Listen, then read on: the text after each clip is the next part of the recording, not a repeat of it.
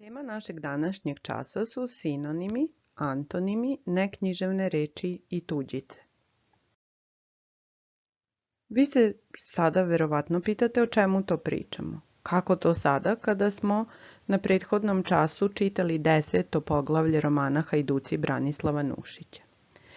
Pa baš u tom poglavlju nesporazum i niz komičnih objašnjenja izazvala je jedna nepoznata reč, a ta reč je, ako se dobro sećate, epidemija.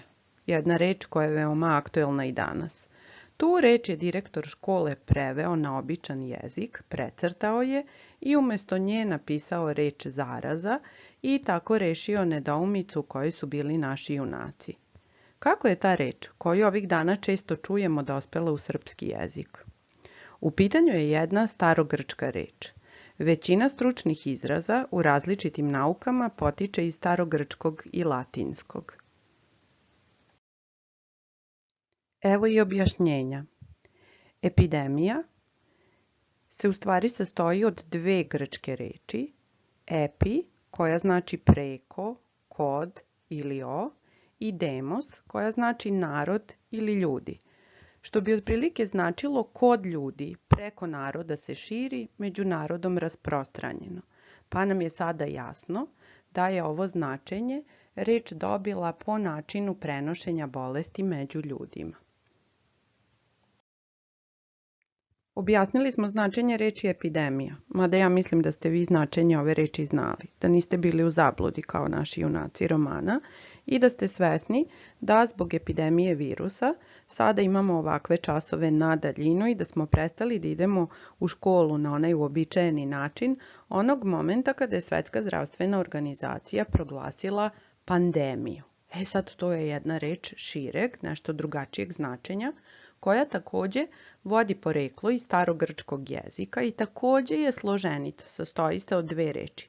Pan, što zapravo znači svi, nešto celokupno, celo, sve, i demos, opet narod ili ljudi. Pa tu sad možemo da uočimo razliku, na primjer, između epidemije i pandemije. Za razliku od epidemije, pandemija je ono što se odnosi na sve ljude, što znači na čitavu planetu. Ne želim da vas zamaram ovakvim pričama ili da vam skrećem misli na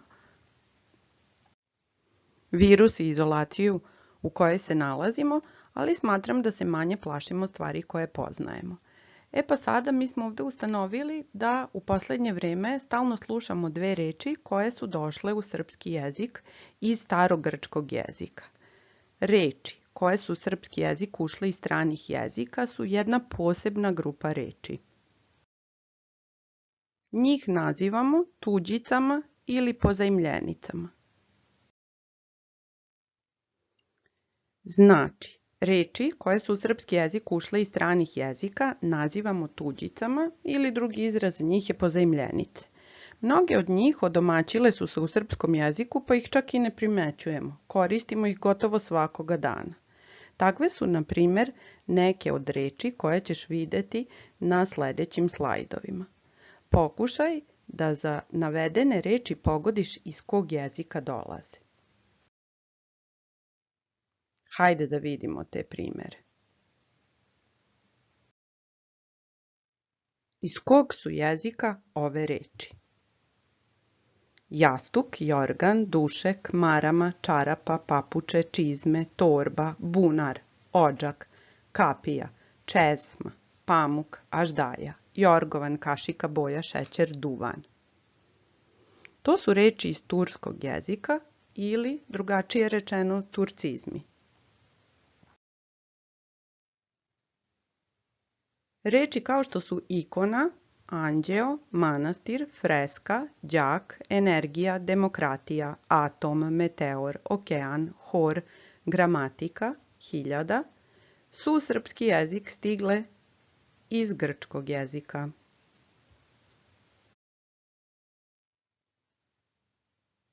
Štof, pleh, flaster, farba, cigla, plac, vaga, pegla, šporet, šolja su u srpski jezik došle iz nemačkog jezika.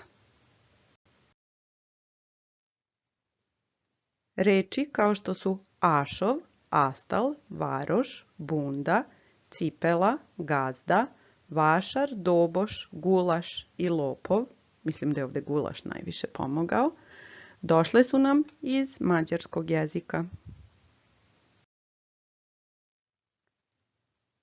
Roman, pardon, brigada, balet, avantura, parfem, šarm, adresa, atelje, portret, buket, bulevar, režiser preuzeli smo iz francuskog jezika.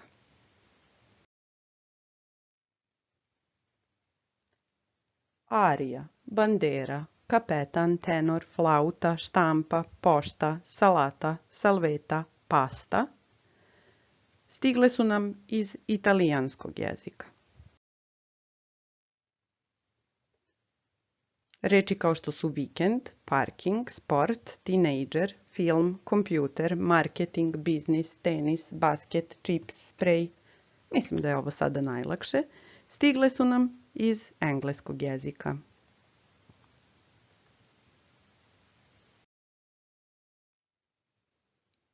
Ovo je sad jedna posebna grupa reči.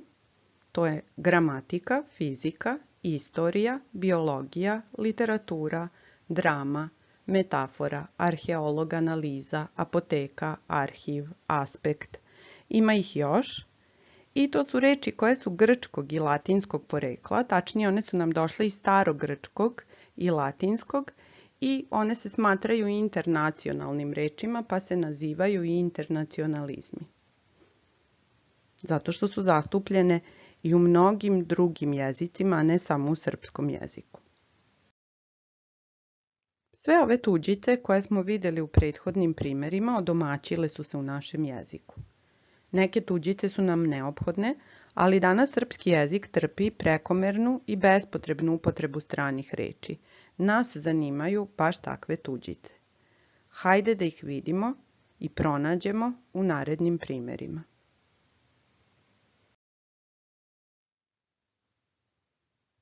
Pogledajte naredne primjere pa razmislite možemo li drugačije reći. Pošla je u shopping jer su svi proizvodi na akciji od 50%. Taj model se pojavio na Fashion Weeku. Muzičar je izašao na stage. Sorry, ali nisam propratila taj event. Hejtuje jer mu niko ne lajkuje fotke na Insta. Ovdje se nakratko zaustavljamo sa našom pričom o tuđicama. Njima ćemo se detaljno baviti u 8. razredu. Važno je da umemo da ih prepoznamo i da ih koristimo kada je to neophodno. Sada bismo trebali da naučimo šta su to sinonimi. Evo i sam naziv sinonimi. Sinonim je zapravo kovanica dve grčke reči. Sin, što znači više, i onoma, što znači ime. Zapravo, znači prevod ove reči bi bilo kao više imena, više nekakvih značenja. A sinonimi to i jesu. To su zapravo reči koje imaju isto ili blisko, veoma slično značenje. Definicija kaže da su sinonimi reči koje imaju isto, blisko ili veoma slično značenje. Da vidimo kako to izgleda na konkretnim primjerima.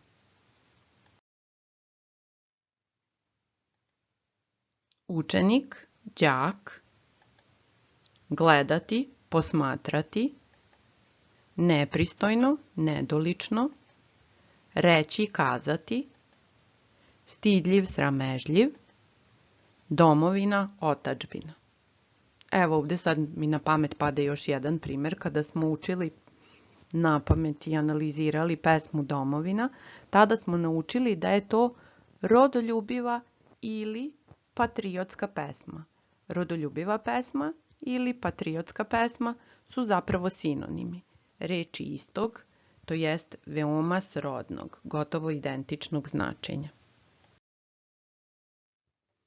Za razliku od sinonima, antonimi, kao što im sam ovaj prefiks u reči kaže anti. Anti protivno. Anti je nešto protiv nečega. Možda vam je to prva asocijacija, pa ne bi bilo loše da na taj način zapamtite. Antonimi su reči suprotnog značenja. Za razliku od sinonima, koje su reči istog, veoma sličnog značenja, antonimi su reči potpuno suprotnog značenja. Da vidimo to na konkretnim primjerima. Evo nekih primjera. Crno-belo, noć-dan, leto-zima, laž, istina, gore-dole, dobro-loše, tih, glasan, mlad-star, brzo-sporo, tvrd-mek. Mislim da vas ovo podsjeća možda na jednu stilsku figuru koju smo učili, a koja se zasniva baš na toj suprotnosti. To je kontrast. Da vidimo sada šta su to neknjiževne reči. Pod neknjiževnim rečima podrazumevamo one loše tuđice o kojima smo već govorili, koje ne bismo trebali baš često da upotrebljavamo, a osim njih u neknjiževne reči spadaju dijalektizmi i žargon, to jest žargonizmi, koje ćemo sada malo detaljnije objasniti.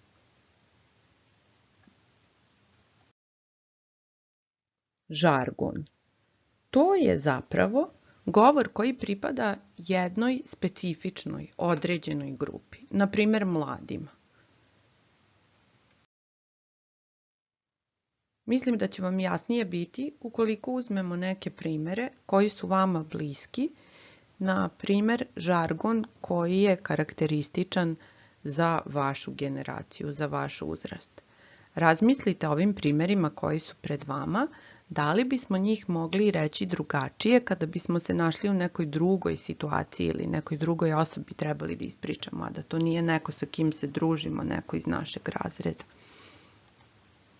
Baš smara ova nastavnica. Kakva likuša. Misli da je vrh. Mislim da biste umeli da prevedete ove rečenice na književni, to jest neki zvaničan jezik kojim se obraćate nekome ko je iznad vas, nekome ko je stariji od vas, nekome koga posebno cenite i gde vodite računa o tome kako ćete govoriti. Ne verujem da biste na ovaj način ispričali kakva je nastavnica direktoru škole, baki i deki ili, na primjer, razrednoj. Dijalektizmi su reči ili određeni oblici reči govor ljudi jednoga kraja. Znači, mi sad ovdje ne govorimo o grupi koja je srodna po uzrastu, zanimanju ili nečem poput toga, već o ljudima koji govore na određeni način u određenom podneblju. Evo nekih naših vojvođanskih dijalektizama. On je došao jer treba da i dedu da radidu. Možda ste nekada čuli bake i deke da govore na taj način. On je visočiji od mene. Kupi leba. Mislim da biste ove rečenice mogli da prevedete na književni ili standardni jezik kako bi bile ispravne. Hajde sada da ponovimo šta je ono što smo danas naučili. Prema značenju reči razlikujemo reči koje su istog ili veoma sličnog značenja, to jest sinonime, i reči koje su suprotnog značenja, to jest antonime. U neknjiževne reči spadaju tuđice, žargon i dijalektizmi. Sada, ukoliko smo usvojili neke nove pojmove, a to bi trebali da budu sinonimi, antonimi i neknjiževne reči pod kojim podrazumevamo žargonizme, dijalektizme i one tuđice koje možemo zvati takozvanim lošim tuđicama, koje nisu našle mesto u srpskom jeziku, molim vas da uradite domaći zadatak. Domaći zadatak bi bio da u svojim sveskama prevedete na književni ili standardni jezik rečenice sa slajdova broj 17 28 i 30 i da uradite zadatke na 133. strani u našoj radnoj svesci. Hvala na pažnji. Vidimo se na sljedećem času.